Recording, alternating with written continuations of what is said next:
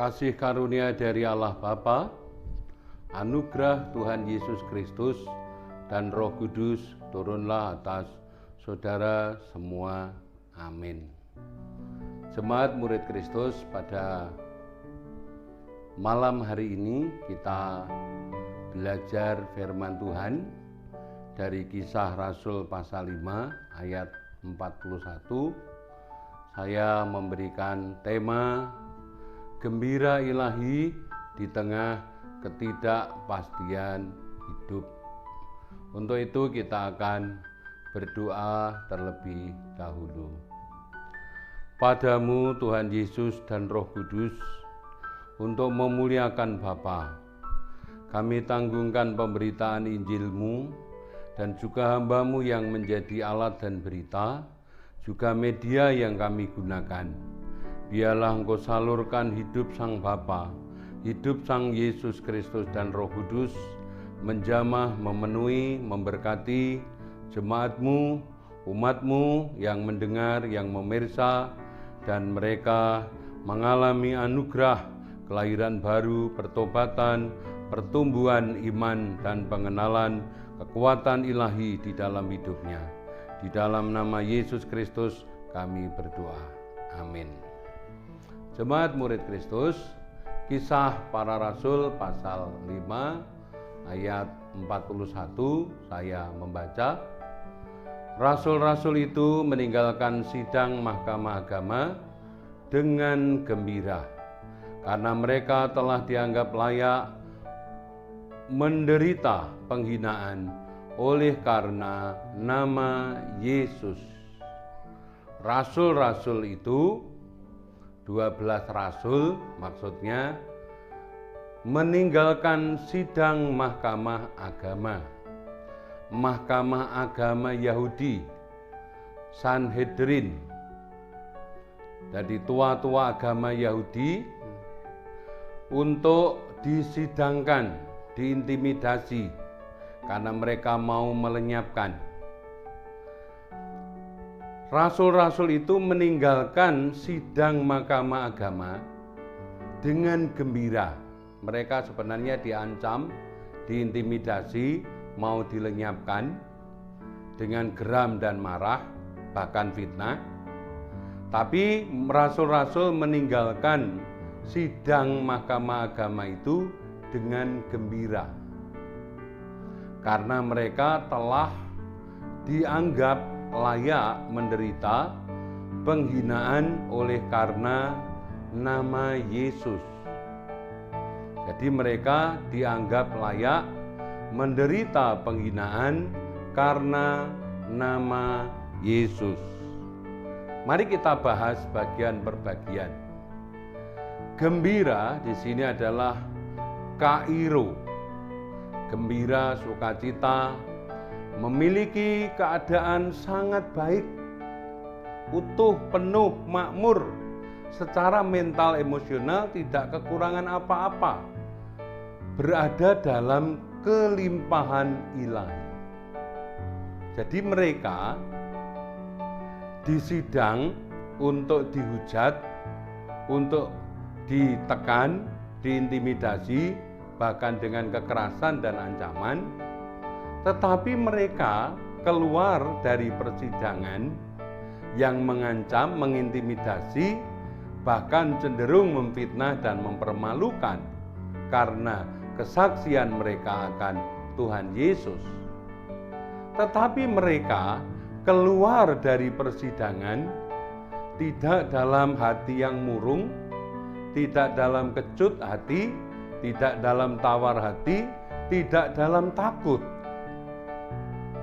Mereka keluar dalam kondisi keadaan roh, jiwa, tubuh, mental yang gembira, kairo.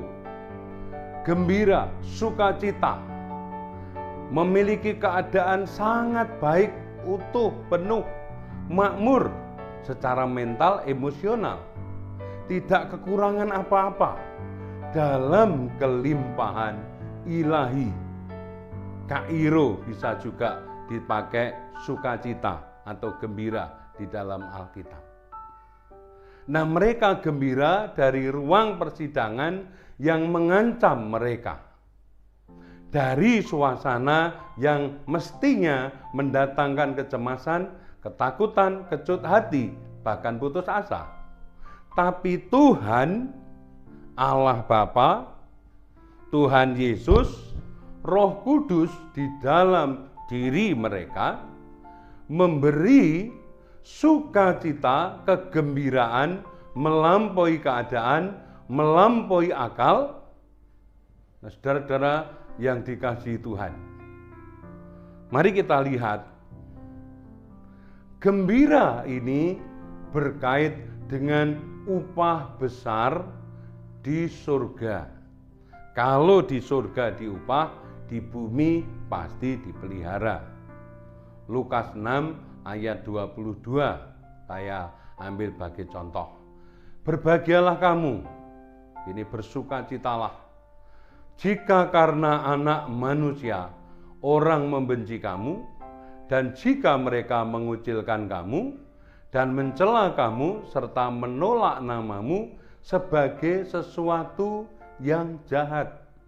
Tuhan sudah menubuatkan di awal pelayanannya, dicatat di Injil Lukas pasal 6, bahwa murid-murid suatu hari akan menjadi saksi Yesus Anak Manusia, dan mereka akan dibenci, dikucilkan, dicela, ditolak namamu sebagai yang jahat, yang hina, yang harus dihindari dan tidak bisa bergaul dengan mereka, sebagai sesuatu yang dianggap cemar, najis, dan tidak layak orang berhimpun bersama mereka.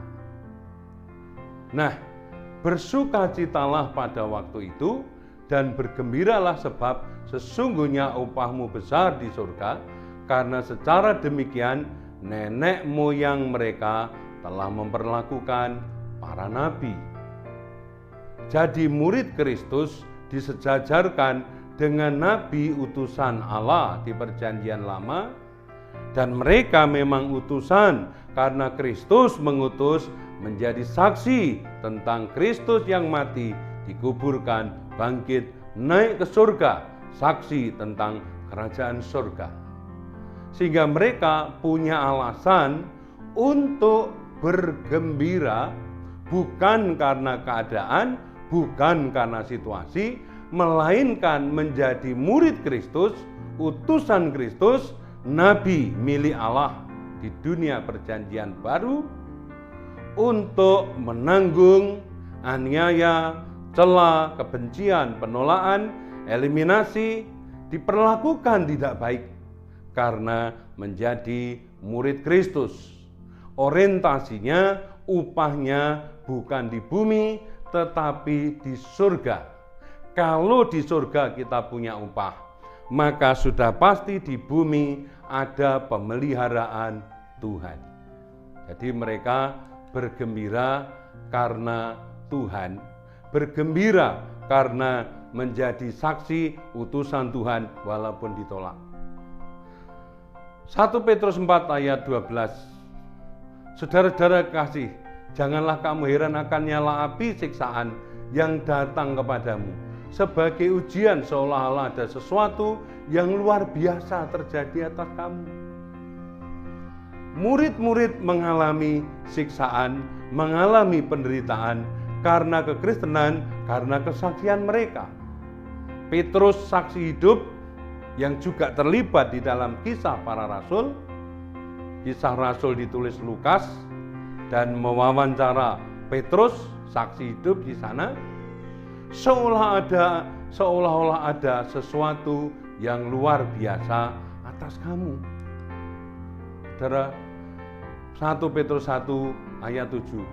Maksud semuanya itu ialah untuk membuktikan kemurnian imanmu yang jauh lebih tinggi nilainya daripada emas yang fana, yang diuji kemurniannya dengan api, sehingga kamu memperoleh puji-pujian dan kemuliaan dan kehormatan pada hari Yesus Kristus menyatakan dirinya.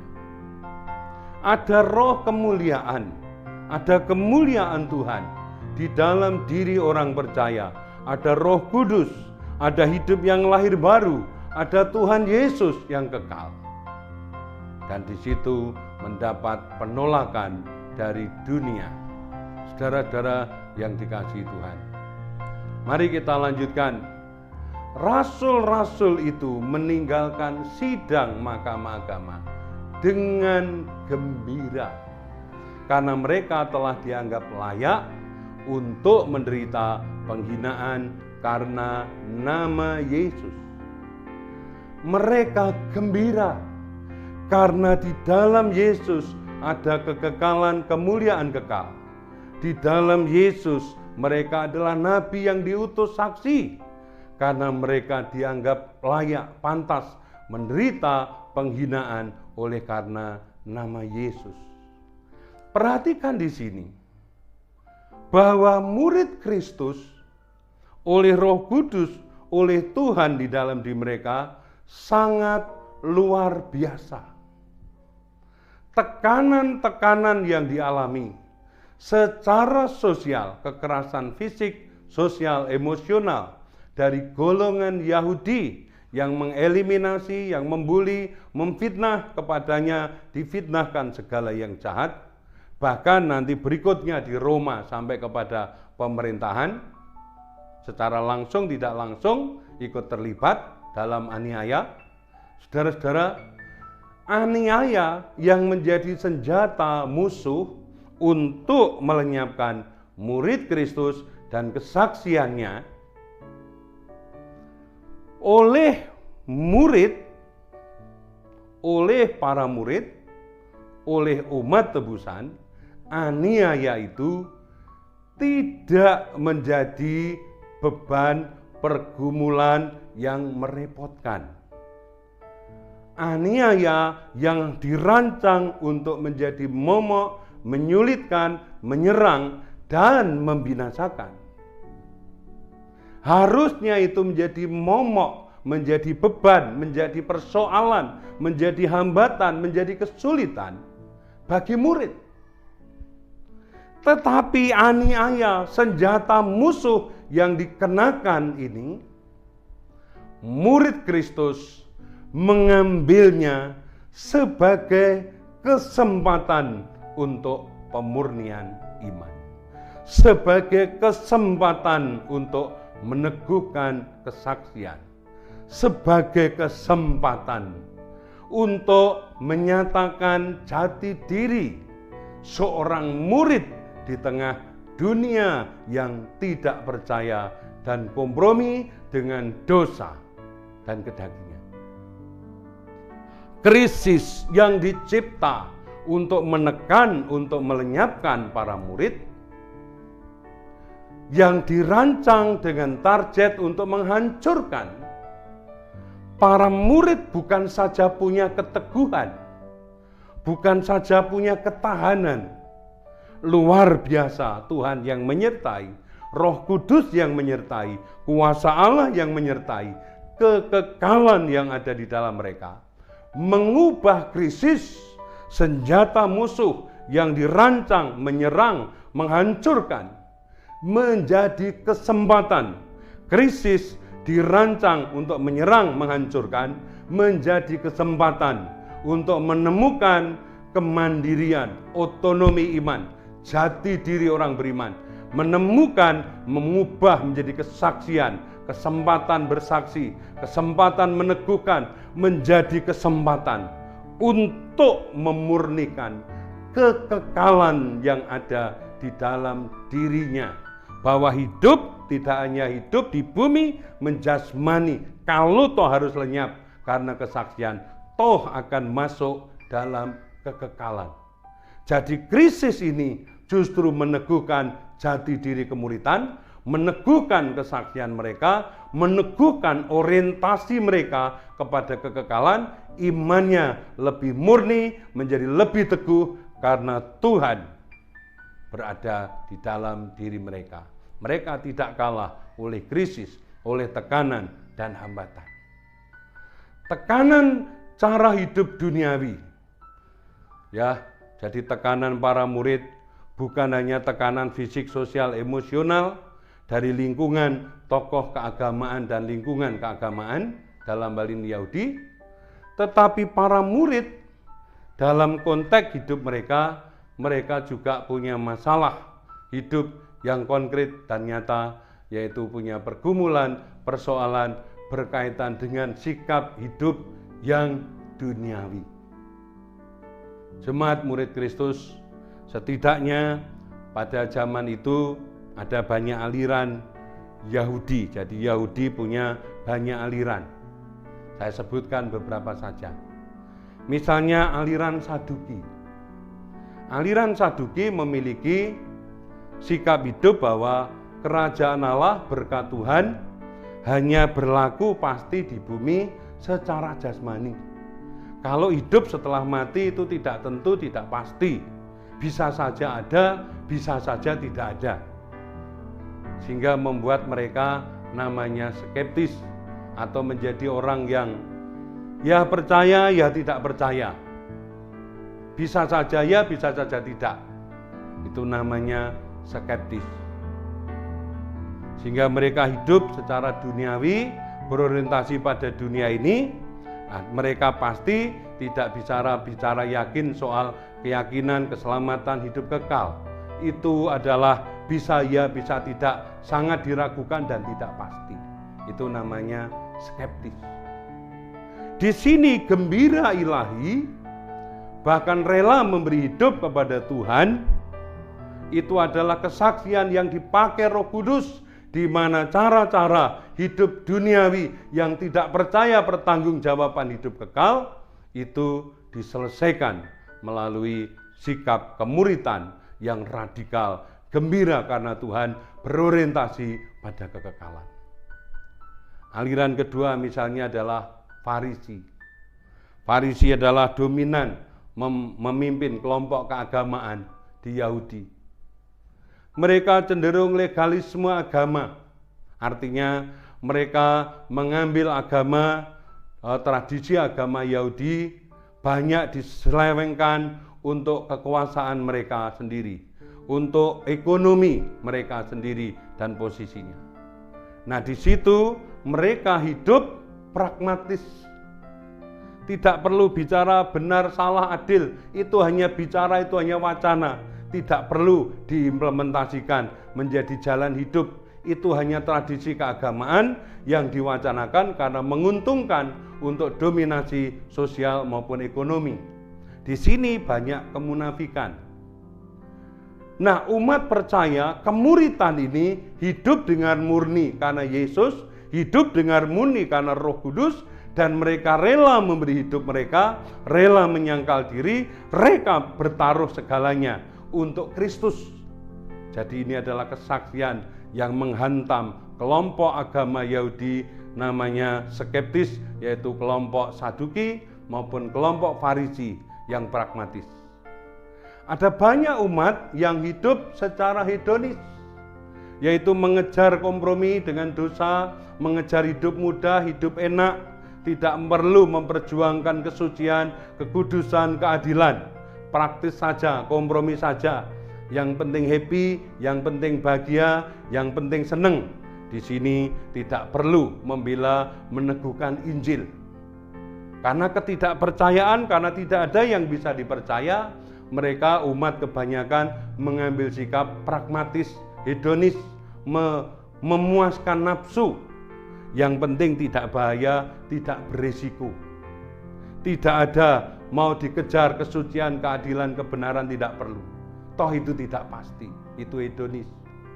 Nah, kerelaan para murid untuk hidup dalam aniaya, bahkan bangga dalam aniaya, itu membuka cakrawala baru, bahwa sesungguhnya ada hidup yang kekal, berorientasi di surga, bersama Kristus, bersama Roh Kudus. Dan ini kesaksian yang mempertobatkan banyak orang. Jemaat murid Kristus yang dikasihi Tuhan, disinilah gembira ilahi, kerelaan para murid dipakai Tuhan.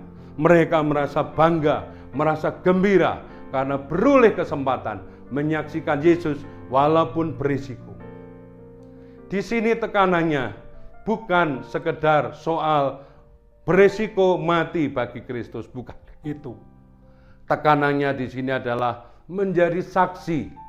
Dalam bahasa Alkitab adalah marturia, bersaksi. Orang yang bersaksi sampai mati berkorban namanya martir. Saya tidak menekankan soal mati saja. Saya lebih menekankan bagaimana murid bangga akan Tuhan Yesus menjadi saksi dalam konteks hidup kita masing-masing. Harga kesaksian kita adalah seluruh hidup kita. Artinya kalau kita hidup, hidup bagi Tuhan. Kalau toh kita dipanggil, meninggal di dalam Tuhan. Artinya seluruh keberadaan hidup kita adalah dari Tuhan, oleh Tuhan, kepada Tuhan. Bukan untuk diri sendiri, bukan untuk nafsu. Seorang saksi tidak hanya bisa berpikir bahwa hidupnya hanya di bumi, tetapi mulai di bumi, memberi yang terbaik, melakukan yang terbaik, bahkan menuju kekekalan, memberi yang terbaik, karena toh kita akan hidup kekal dalam kekalan bersama Kristus di surga. Di sini seorang murid, hidupnya dimulai dari anugerah, hidupnya bersama anugerah, bahkan menuju kekekalan bersama anugerah, dimeteraikan Roh Kudus dalam hubungan pribadi dengan Tuhan Yesus. Dan di sana bukan soal hidup sementara di bumi yang di duniawi dan memenuhkan nafsu kita semata-mata, tapi di dalamnya adalah hidup untuk Kristus, baik di bumi ini sampai ke surga, memberi yang terbaik baginya, menjadi saksi baginya di bumi sampai ke surga. Disinilah hidup ibadah orang Kristen, hidup untuk Tuhan. Dunia bisa berubah, zaman bisa berubah, tetapi murid Kristus memiliki hidup kekal di dalam Kristus, dimeteraikan Roh Kudus, bukan hanya di sini, sampai menuju kepada kekekalan. Jemaat murid Kristus, kiranya hidup kita menjadi murid yang memberi wahana di mana orang yang tidak percaya akan pertanggungan jawab hidup yang kekal, tidak percaya akan Tuhan yang hidup, melalui kita beroleh bertemu dengan Tuhan yang hidup, beroleh pengharapan pada kekekalan, bukan hanya di bumi, tapi sampai ke surga. Tuhan Yesus memberkati. Mari kita berdoa. Berkati umat-Mu yang mendengarkan firman-Mu malam hari ini. Biarlah Roh Kudus mewahyukan firman Tuhan. Dan berkati Tuhan firman-Mu yang diberitakan. Biarlah menghidupkan mereka dalam iman, pengharapan, dan kasih. Demi Kristus kami berdoa. Amin. Kasih karunia dari Allah Bapa, anugerah Tuhan Yesus dan Roh Kudus turunlah atas engkau. Tuhan memberkati engkau, Tuhan melindungi engkau, Tuhan menghadapkan wajahnya padamu, Tuhan menyinari engkau dengan wajahnya, Tuhan memberi engkau damai sejahtera, sekarang dan sampai selama-lamanya. Amin.